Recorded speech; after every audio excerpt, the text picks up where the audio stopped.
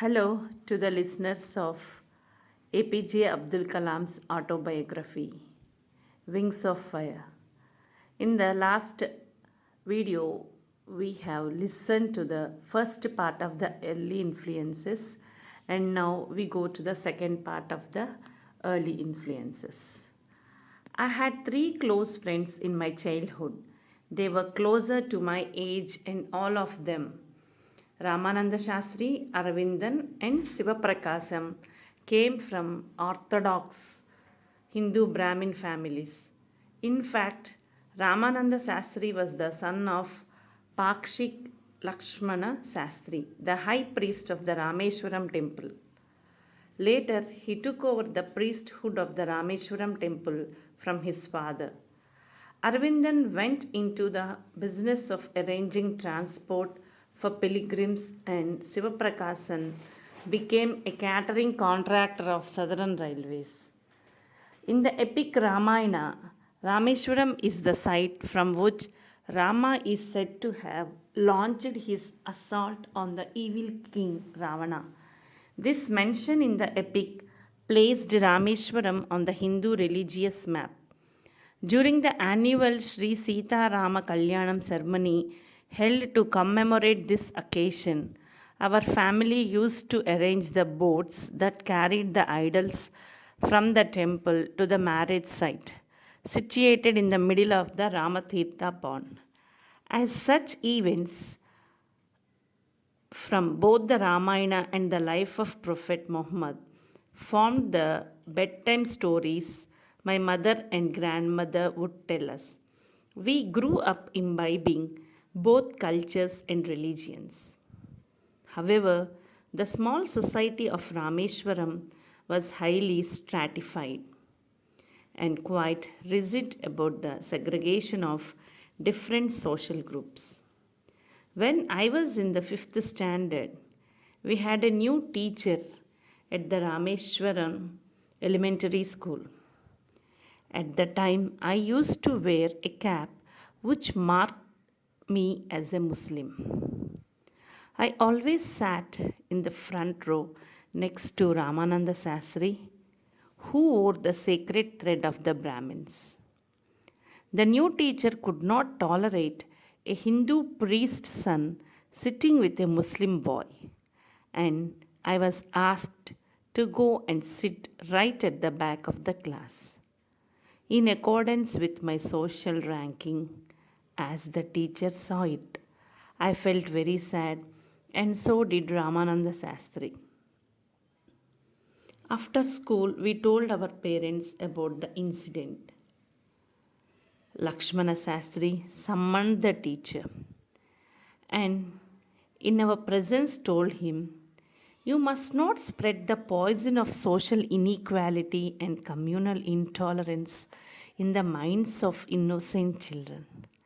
Like Lakshmana Shastri, my science teacher, Siva Subramanya Iyer, was a person with a broad social outlook, an orthodox Brahmin in his upbringing. He was something of a rebel at heart. He often said to me, "Kalam, you must develop your skills so that you can compete with the highly educated people in big cities." One day, he invited me home for a meal. His wife, a very conservative lady, was horrified at the idea of a Muslim boy being invited to dine in her ritually pure kitchen. She refused to serve me. Siva Subramanya Iyer served me himself and sat down beside me to eat while his wife watched us from behind the kitchen door. I wondered if she thought that the way I ate rice, drank water, or cleaned the floor after the meal was any different from the ways of the high caste Hindus who were allowed into her kitchen. When I was leaving his house, Siva Subramanya Iyer invited me to join him for a meal again the next weekend. I was hesitant, but when I did visit his house the next week, Siva Subramanya Iyer's wife invited me inside her kitchen and served me food with her own hands. Around this time, Germany and Japan surrendered before the collective might of the Allied forces and World War II was over. Freedom from British rule seemed imminent for Indians. Mahatma Gandhi declared that Indians would build their own India. The whole country was filled with an optimism, the likes of which had never been seen before. The optimism affected me too, and I asked my father if I could leave Rameswaram to study in Ramananthapuram, a much larger town. My father said, Abdul, going away is a part of growing up. Our love will not bind you, nor will our needs hold you. Samsuddin and Ahmad Jalaluddin travelled with me to Ramananthapuram to enroll me in Squads High School and to arrange for my boarding there. I did not take to the new setting at first. Ramananthapuram was a thriving town of 50,000 people, but it lacked the harmony of Rameswaram. I missed my home and grabbed every opportunity to visit Rameswaram.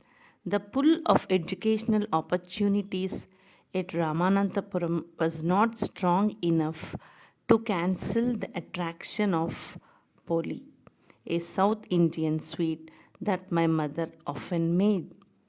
Despite these frequent bouts of homesickness, I was determined to settle down in the new environment because I knew my father had great hopes for my success.